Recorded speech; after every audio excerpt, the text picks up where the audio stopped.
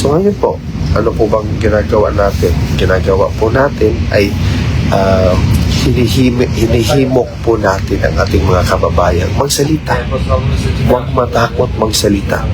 Huwag matakot na i-correct ang mga mali na nakikita. Huwag matakot na to call out the wrongdoings of public officials, because karapatan po natin yan. Hindi dahil ayaw natin doon sa opisyal or public servant, but because what is at stake here is our country. Isa lang po ang bansang Pilipinas. Ano po ba ang indication nito? Tayo pong lahat ay iisa ang ating hangarin. Iisa po ang gusto nating mangyari, na makauwi na po si former president sa Pilipinas. At sabi nga ni Congressman Pulong, ma-enjoy niya ang kanyang discount pagiging senior citizen. Sana po ay magkita-kita tayo sa 31 para po sa malaking pagsalo-salo, malaking event, para po tayo ay magpakita, and for ICC to heed to the call of the Filipino people and the Philippines as a sovereign country, for ICC to send President Rodrigo Roa Duterte back home. Maraming salamat po sa inyong lahat na nagsusubaybay talaga since day 1 po. At sana po tayong lahat ay magsama-sama hanggang makauwi po si Tatay Diggo sa Pilipinas. Dito po, bawal po yan, lalong-lalo na po na merong pending application si Attorney Roque sa asylum, or pending ba, or he's actually in the process of the asylum or something. I'm not really privy as to the effect or the details of his application for asylum, but most likely my explanation po si Attorney Roque na hindi po sila hindi siya makukuha talaga kahit meron pang red notice mula sa Interpol. Ganyan po ang bansang Netherlands. Hindi po talaga kayo maka-extradite ng isang tao at will. Muslim po ba kayo, sir? Hindi po ako Muslim, pero malaki po ang respeto ko sa mga kababayan nating Muslim na mapagmahal din po sa dating Pangulo or Pangulong Rodrigo Roa Duterte. Since day 1 po, excited ako guys, kasi nga ngayong 31, ang ating pagtipon-tipon ay hindi lamang simpleng pagtipon-tipon yan, or kahit simpleng pagtipon-tipon natin mga Pilipino dito sa mga events na ating inihanda para sa mga kababayan natin na naggaling pa sa iba't ibang bahagi ng mundo. Hindi po ito simple in the sense that we are being part, or we are actually becoming part of history. Totoo yan. History na tayo po ay lumaban, tayo po ay nakaisa para sa panawagan ng karamihan ng sambayan ng Pilipino. Because according to the recent survey, I think 58% of Filipinos do not support or are against the arrest with respect to the former president sa ICC. Ano po ba ang ibig sabihin yan? Tayo pong mga Pilipino ay hindi pumapayag na ganyanin ang ating kapwa Pilipino. Lalong-lalo na po na ang taong ito ay hindi lamang pangkaraniwang Pilipino, pero dating Pangulo ng Pilipinas. Isang tao na ibinigay ang kanyang buhay para pagsilbihan ang publiko, para iabante ang mga interest at welfare ng kanyang mga kababayan. Lalong-lalo na po para maipa-feel sa ating mga kababayan na ang seguridad at safety nila ay isa sa mga number 1 priority. Yun po talaga ang totoo. Isipin po ninyo, hindi ko po yan kapalan ay hindi po yan ako ang nanalo. Tayo po ang nanalo kasi tayo ay nagsama-sama para sa isang mithiin, para sa isang diwa na ipaglaban at makauwi na talaga si Tatay Digong, Mayor ng Davao City, who by the way, I will not be very tired to keep on reminding everyone that he won the mayoral race with a landslide victory. A protest vote indeed, according to the lead counsel of the former president, Attorney Kaufman. Mga kaibigan, mga kababayan, ano po ba ang indication nito? Ang indication po is that ang sambayan ng Pilipino ay gising na. Ang sambayan ng Pilipino ay dilat na ang mga mata sa mga nangyayaring pagsupil ng karapatang pantao at hindi pagbigay ng guarantee for people to freely express their thoughts, although it is understandable that the freedom of speech has its limitation. That's why meron po tayong mga batas na naipasa at already existing. Prosecuted already a lot of people with respect to violations committed by individual doon sa ibang tao. I'm referring to the cybercrime laws and all other alike. Yun po ang totoo. Pasensya na po, medyo may sakit pa din si Alvin. Actually, hindi siya sakit, but more of allergy. Sakit niya. Allergy sa current weather dito sa Netherlands. At saka I also have allergy doon sa mga trees, sa grass, at super allergic talaga ako doon sa mga taong walang paninindigan, sa mga taong hindi alam kung ano ba ang ginagawa nila. Nagpaparesign pa ng kabinete, pero isa lang pala ang gustong mangyari, ang paalisin sa pwesto, ang very effective at very firm to his stance, upholding the rule of law and following the law in itself, protecting the Philippines and our sovereignty, none other than the former Solicitor General Guevara. Mga kababayan, ano po ba ang nangyayari ngayon sa Pilipinas? Ang nangyayari po ngayon ay pag nabigyan po ng kapangyarihan o nalagay sa pwesto ang isang taong wala sa puso ang pagsilbihan ang Pilipino, ang mangyayari talaga ay mahirap talaga. Mahihirapan ang mga sambayan ng Pilipino, lalong-lalo na yung mga taong nasa laylayan. Yan ang totoo. Hindi po tayo katulad sa ibang politiko na merong maraming properties abroad who they can actually just go anywhere else para po manirahan sa ibang bansa. Tayo po ay meron lang isang bansa, ang bansang Pilipinas, who a lot of our forefathers fought very hard to protect, very hard to ensure that everyone is experiencing the freedom that we currently have right now. The liberty was the byproduct of the perseverance, the resilience, at very, very long laban ng ating mga ninuno. Wag na wag po natin itong ilagay or itapon na lang basta-basta, because former President Rodrigo Roa Duterte is an exhibit A of what they are going to do to you should you become a problem to whatever personal agenda they might have in the future. Former President Rodrigo Roa Duterte became a centerpiece, a talking point, a laughing stock of the international community, being zoomed in, utilizing foreign entities to advance or exercise political persecution.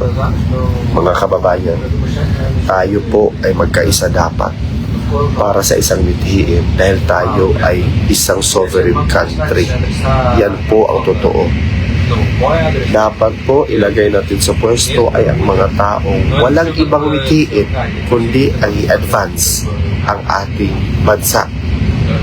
maximize its full potential and to ensure that the lives of our people, tayo po mga Pilipino, ay maka-feel ng pagmamahal, maka-feel na tayo ay worth it.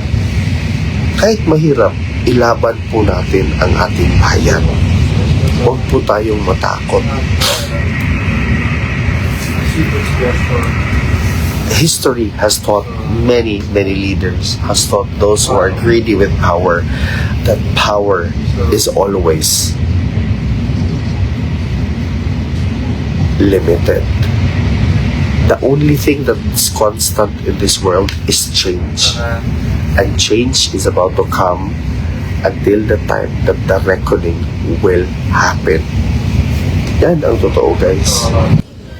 Watching from Japan. Di na ni sila available, bro. Nagdana yung mga asawa tanan. So, kalimti na ninyo.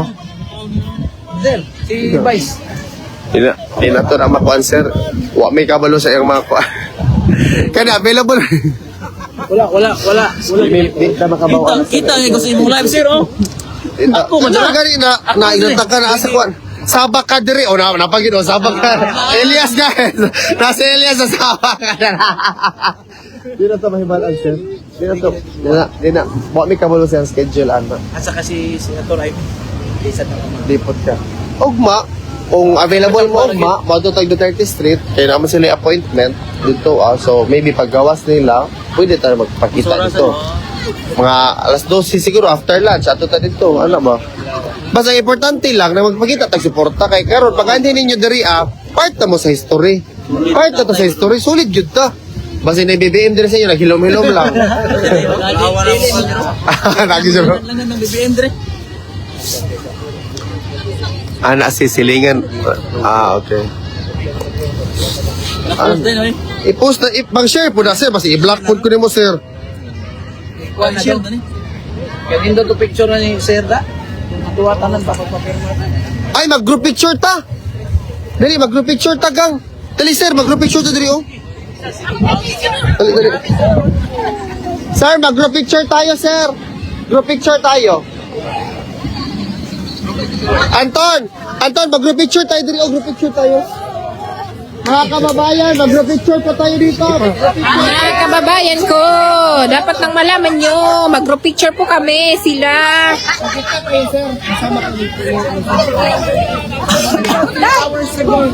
Gusto sa day, mag-picture sa! Oh, picture daw, picture. Dali, magpa-picture tayo. Naubos dayon, tinahurot dayon.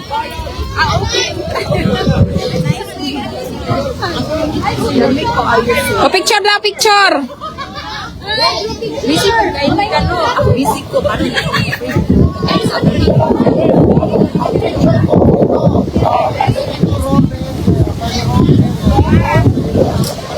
Ingon nga sister kay wala man sabi ko niya ibalik na lang daw kung baka picture lang ko. Puro ka! Lamay ko yung kayo! Ako bido. Mas talaga. Kasi pag-picture na lang. I-wide mo na lang.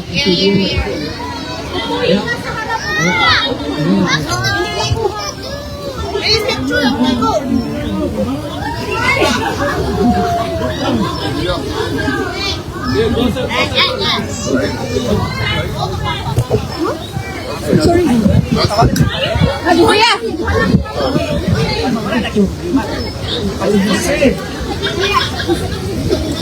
Ako lagi ni. Magpicture na ulat ka. Sige, ito. Magpapicture wala lagi. Balik sa balik. Duterte!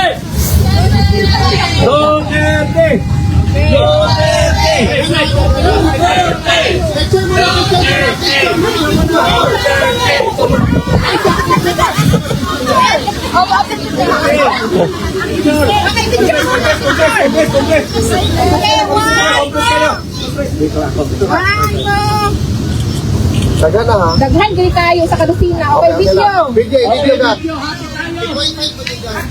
Sigaw natin mamaya. Sigaw ng tao mamaya. Duterte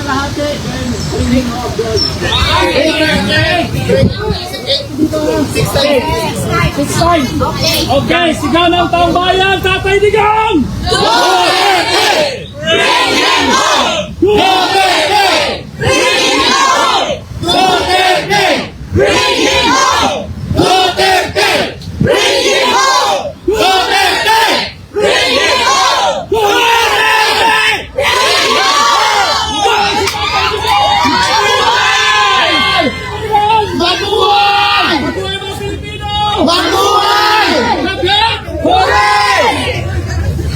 Ang nakita tuloy kay Madam, yan yung likod.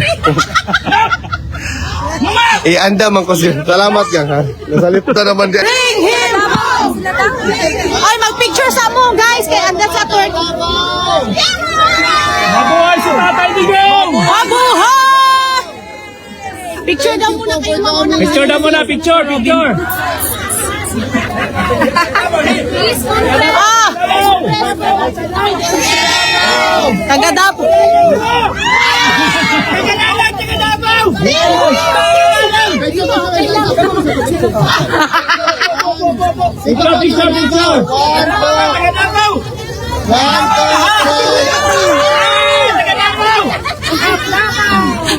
Taong bayan, Tatay Digong! Bring him home! Bring him home!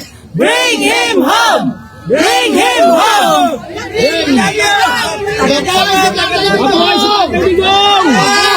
Mabuhay Pilipinas! Mabuhay! Mabuhay si Atty. Harry Roque! Mabuhay! Mabuhay si Senator Robalina! Mabuhay! Mabuhay si Dr. Mata! Mabuhay! Mabuhay tayong lahat! Mabuhay! Uwi na natin si Tatay! Uwi na! Uwi na!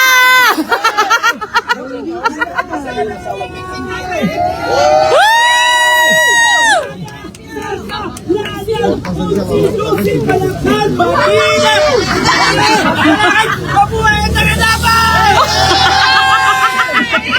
Support ACB9! Alvin! O Singapore!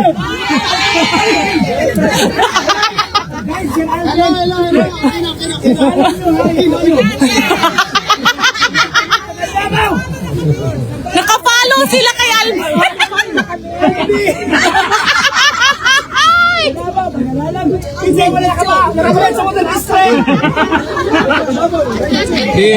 Oni ka bayad yung gato din naman.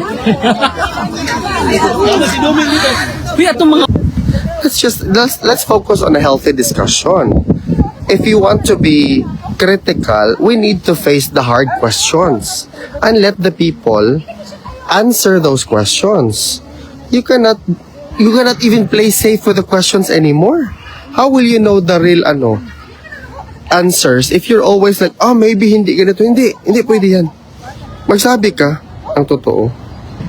There's nothing divisive about asking questions because this reveals a character of an individual.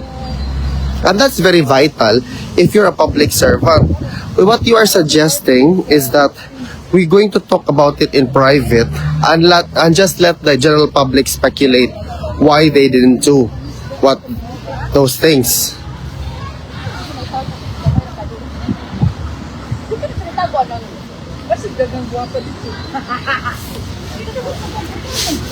And also, bakit ka pa mag-strategize? It's a matter not only limited to the president. It's no longer about the curtailment of his freedom or not being accorded the right due process. It is a matter of us Filipinos being Filipinos.